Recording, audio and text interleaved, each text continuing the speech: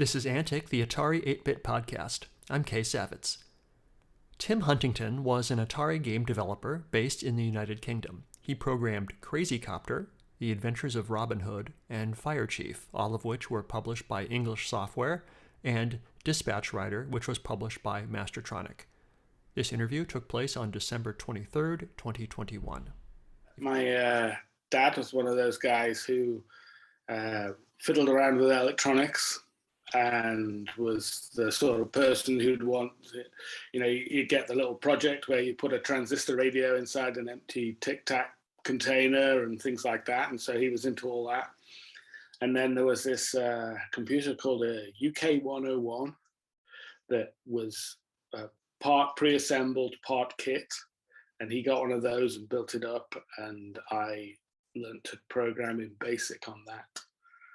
I'm not sure how old I was at the time, 12, 13, something like that. Where were you growing up? A town called Crewe in the UK. Mm-hmm. So I had that computer, and we also had an Atari 2600 game console. So we used to play games on the Atari 2600. And then I think it was the Atari 400 came out, and it was like, oh, can we get one of those? And so we eventually got one of those, and I started programming on that in BASIC again. And it was back in the days where you'd get magazines, and the magazines would have a program listed on pages that you'd type in, and if you got one thing wrong, it didn't work and all that sort of thing. So we tried that here and there, and I sort of basically taught myself to program. And then I ended up writing some games. I'd originally written a little game for myself back on the UK 101. And it was kind of like a lunar lander type thing.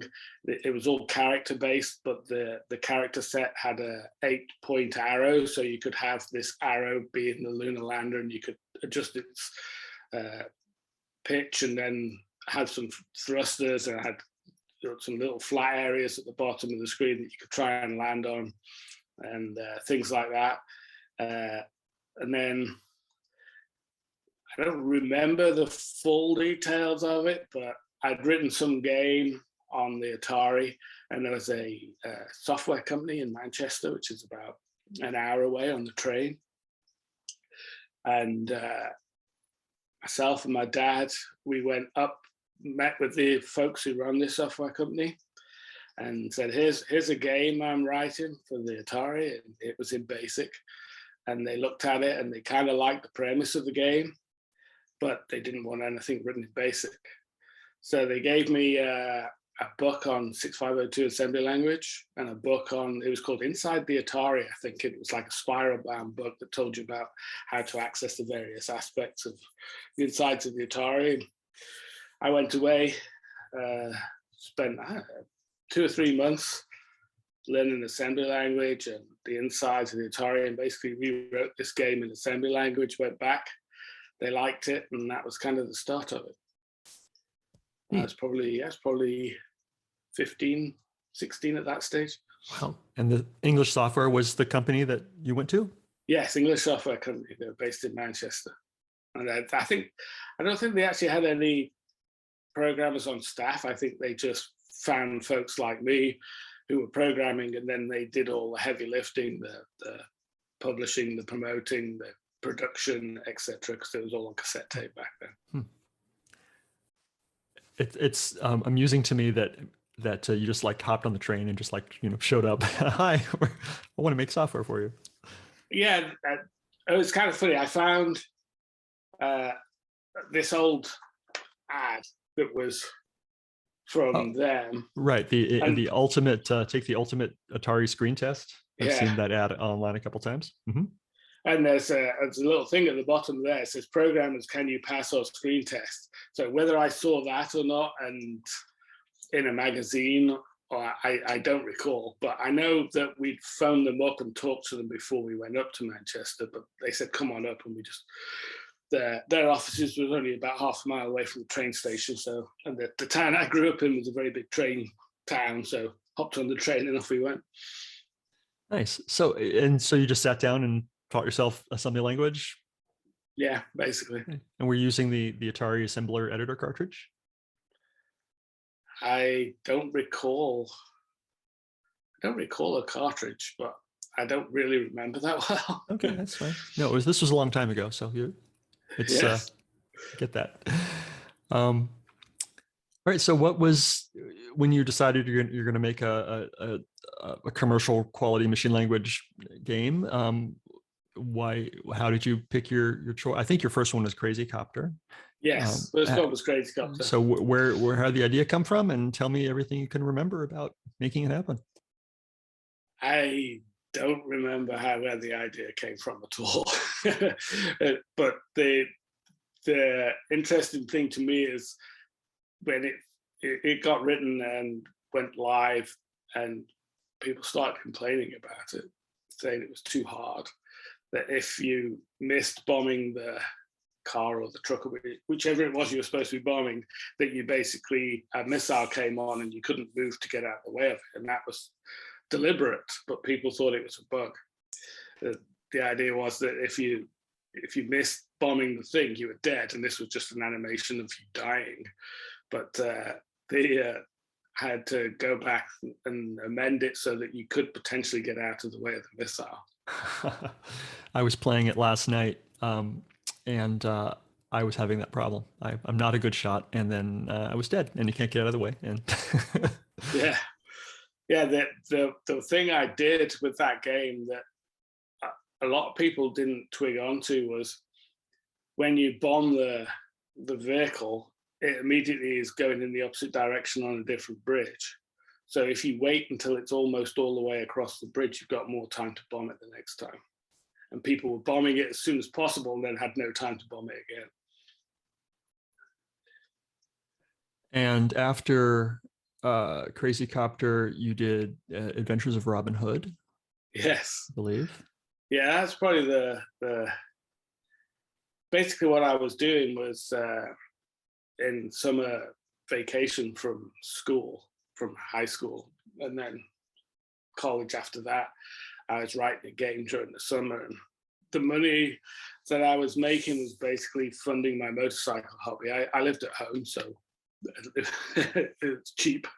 But I started getting into motorcycles when I was 17, and so they basically paid for my motorcycles. And Robin Hood, that was kind of an interesting game. It's a little bit weak, I think. And there was most of the time, I'm working on my own schedule, but there was a schedule that they wanted that done by, and also with the end of vacation and stuff. And there was a bug in there at the end that ended up going to production, and we put it in the instructions that sometimes Robin Hood has been on the source a little bit, and sometimes he sees things he shouldn't, because certain things were appearing outside of the play area that you couldn't get to. So, and I spent a few days trying to figure out what I was doing wrong and never managed it. So we wrote it into the premise rather than actually fix it properly. So how long did these games typically take you to create? A couple of months, and that's I wasn't like what you consider working. It was just like, I'm just on vacation from school. I'll program today, or I'll go out for a bicycle ride the next day, or etc. So yeah, it was probably 2 months. That's about the length of the vacation, so it's got to be fit in those. And would you typically pitch an idea to English Software and get their approval and then create it, or did you hand them a game and say, "Look what I did"? A bit of both. It was the pitch was typically very high level, and they pretty much always said yes. And so then it was get so far down the line with the game, and then show them where you were at to see if it was going in the right direction. So after you did for those two games, then you had a television segment, which yes. Thank you for sending me the link to that. and the segment shows you programming a little bit and then really focuses on your mom who was making the music for your games, and then you turn them in the data and put them in the games. Do you know how you ended up getting on TV?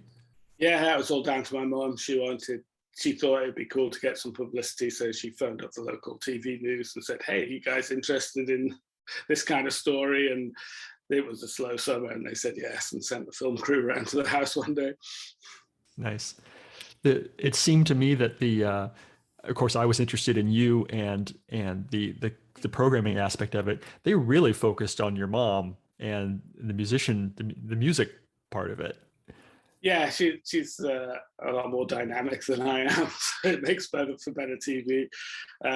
She also wrote music for other people's games. English Software paid her to write music for other people's games as well. I saw that. I saw her. She's credited on Captain Sticky's Gold and Citadel Warrior and other games. So were you involved? She wrote the games on her trumpet.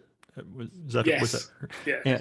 And then did you transcode them at that point and hand them off to English Software, or were you involved? Yeah. I think I did. I don't remember for sure. I'm pretty sure I actually did the transcoding and then sent that off. How fun. So it seems like this whole thing was a family effort a little bit. You're programming, your mom's making music, your dad's taking you on the train. Yeah. And some of the later games, my brother wrote the music. So nice. Okay, and then next we had Fire Chief, also published by English Software. Tell me about that one. Yeah, that was probably what I would consider my most accomplished game, both in terms of playability and in terms of sort of geeky tricks I was doing with the Atari at the time. There's like 4 lanes of traffic, and it's actually just 1 lane, or actually it's half a lane, built out of characters. And I was using the display list interrupt, from when you went from the right-hand edge of the screen back to the left. You had a small amount of time that you could put a certain amount of instructions in, and so I would flip the characters upside down, so I get the second half of the vehicles, and I change the scroll, and then between the lanes, I'm changing the color of the vehicles, and that's all. So there's actually only half a lane of traffic there, but it's being shown 8 times through display list interrupts to make it look like 4 lanes of traffic. So I was quite pleased with myself when I got that to work in the sort of nerdy, geeky way, I guess. Sure. Yeah, it's always great to find a trick and implement it and do something that hasn't been done before. There's a real sense of speed in that game. It's you're passing other cars, and it's good. Yeah, I use one of the sprites to be a bridge that just flies by to try and put some more speed into it as well, just to make it more obvious how fast you're going. Right. So when I played it the other day, and I got to say, I pirated a lot of games when I was a kid, but not a ton of UK games made it to me. So I was not that familiar with your titles until I came across you on Twitter. But I played all your games, and that the Fire Chief game I was enjoying myself, and then I would crash, and then I would get all, I don't know, blippy bloppy. My car would be fuzzy, and I didn't know how to get back to normal. So, but I crashed a lot. Yeah, I don't know. I tried playing that on one of the emulators probably 6 or 7 years ago, and it didn't play properly. So I don't know. I don't know if that's something or not. But did you put? I haven't tried recently. Huh? Maybe that was. Did you put copy protection into the game? No. Yeah, maybe the version that's online isn't good. Do you still have any of the discs or cassettes or packages? No, I think my brother does. But yeah, it was all. We did have some up in my mum's attic, But after she passed and we were clearing everything out, it's like, well, I've not done anything with this for years. I've got to take whatever I'm going to take back, I've got to take on a plane, etc. And it's just like, no, I've got a couple of things here and there. And as you know, you can find all this stuff online today and run it in emulators. So I thought, if I ever get the nostalgia for it, I'll just do that. And so I don't have any of that stuff anymore. Okay. I understand. If your brother does find what he has or anything, please let me know, because some versions of like the disc versions of your games haven't been preserved. There's groups out there trying to get, preserve all the software and the packaging and everything. And a lot of your stuff is not complete. So yeah, it was only ever on cassette. There was never any discs. Really? Yes. Okay. But I'm aware of anyway, unless they went out on some compilation stuff. But the original publications were all cassette. Good to know. And then you did Despatch Rider. Is that how it's pronounced? Yes, Despatch Rider. Yeah, it's a sort of UK phenomenon, I guess, where you have motorcyclists riding around city centres delivering packages. And I had it in my brain that maybe that was something I'd like to do. I never did, but it was something but then I thought, well, maybe I can write a game about it. And it wasn't that great of a game. And I took it to English Software and they didn't think it was high enough quality for what they wanted. But I contacted Virgin Mastertronic and they liked it as something to aim as a bargain game. So it's kind of interesting because the first 3 games, they were sort of premium games and they sold for £15 a cassette. But this one was like $2.99 or something. But in the end, I actually made more money off that one because it sold a lot more being in the bargain bin. Really? And yeah, not that I made much of any of them. It just funded the motorcycle hobby, but that one actually made me the most money. That one was actually sold in the United States. And I was in California on a business trip, one of the first few times I ever came to California, probably 5 or 6 years after it came out, and went to some store and they had some bin of stuff they were trying to get rid of, and I actually found a copy of it sitting in a bin in a store in California, which is pretty funny. Nice. So these were royalty deals? Yes. Yeah, they were all royalty deals. So your TV segment mentions twice how lucrative it was, and it makes it sound like you were making big money, and now you're like it was motorcycle money. So how lucrative was it? As a 17-year-old who'd never earned a penny before, it felt lucrative at the time because I was able to buy motorcycles. But when you actually realise that I was living rent-free in my parents' house, it wasn't. Yeah, the cassettes, the English Software cassettes sold for £15 a cassette, and I got 3. The Virgin Mastertronic one, I think I got like 33 pence or something a copy. But yeah, they only made like 2,000 or 3,000 each for me. So it wasn't, as I said, it funded motorcycles, but sure. At the time it felt like a lot. Sure, it's not bad for a kid living at home rent free. And yeah, and then the latter game was, maybe the last 2 games were written while I was at university, in the summer break at university, and I was living at home still because I actually went to university in Manchester, for all places, and so again my overheads were minimal, and I was just looking for something to fund the motorcycle hobby. So your last game, Despatch Rider, was 1986. Why did you stop making Atari games? It felt at the time like the 8-bit Atari was sort of on its way out. They were bringing the 16-bit, was it the ST that was coming in?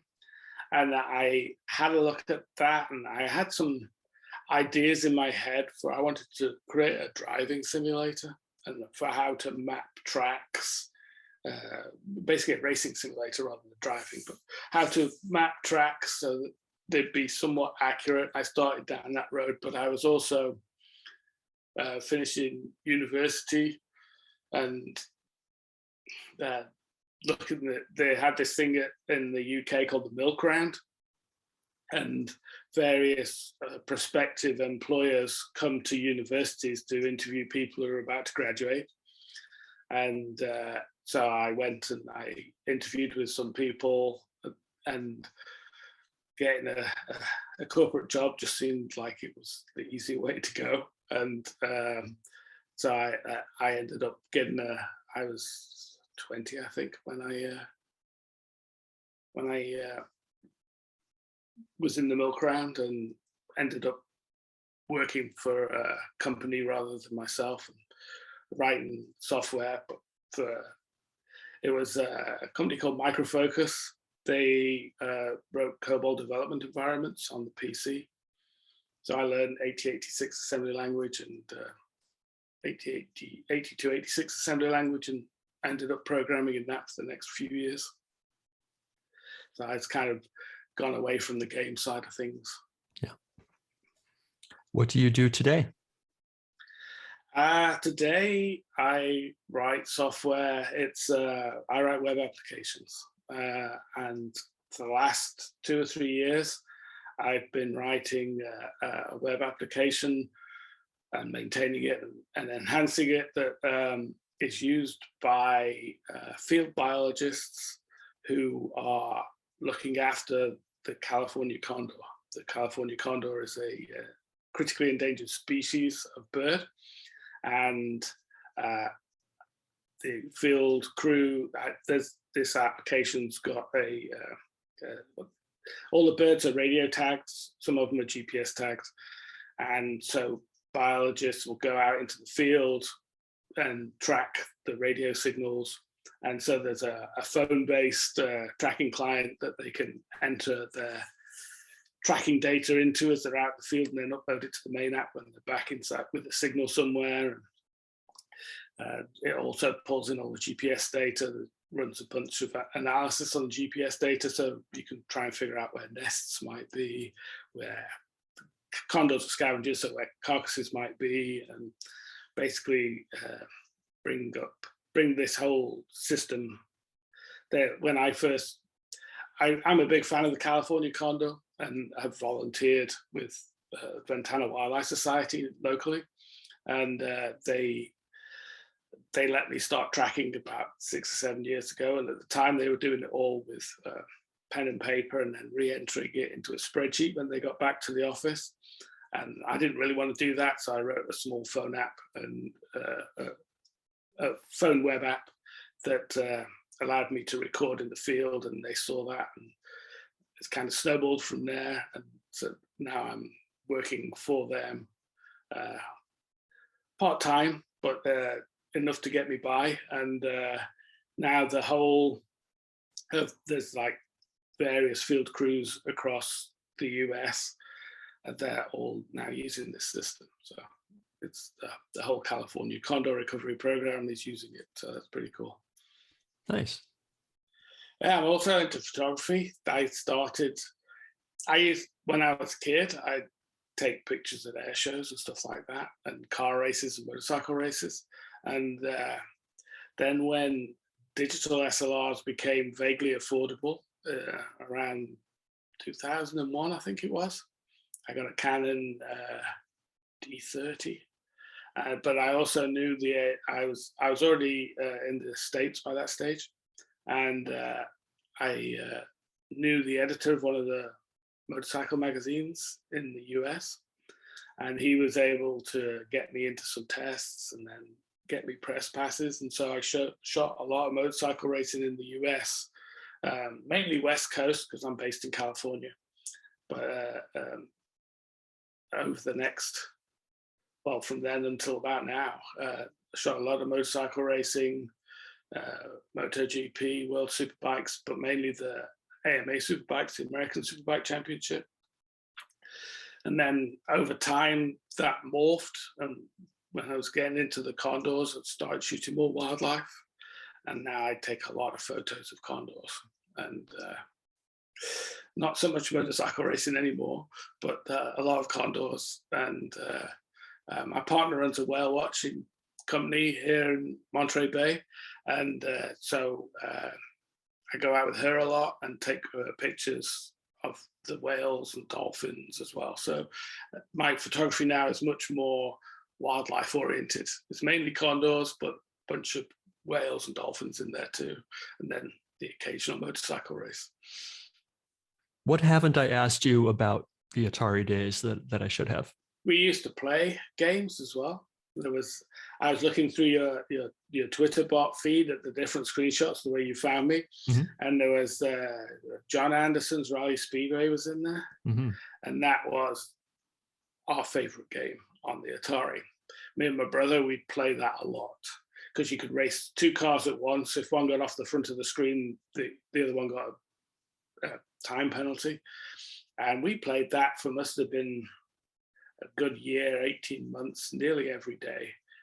It allowed you to build your own tracks, and so we'd build our own tracks, and just the playability of that game, the way if you put it on wet, slippery, just the way the cars spun and slid just felt very good, and the playability was awesome, and we played that pretty much every day, racing each other. That was the one game that really sticks in my mind that we played a lot. But that was a good one. And the car crashed, the guy gets out and goes, "I'm okay." Yeah. Nice. Yeah. If you could send a message to the people who are still playing with their Atari computers today, and you can right now, what would you tell them?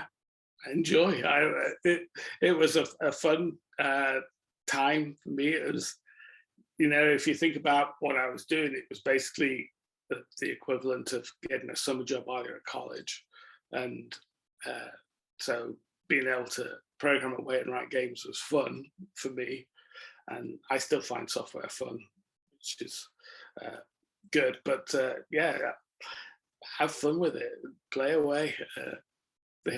I wrote the kind of games that I thought I'd like to play, and hope that other people would too. And if they do, then that's great. Awesome. I think that's all I have. Thank you, Tim. Thank you.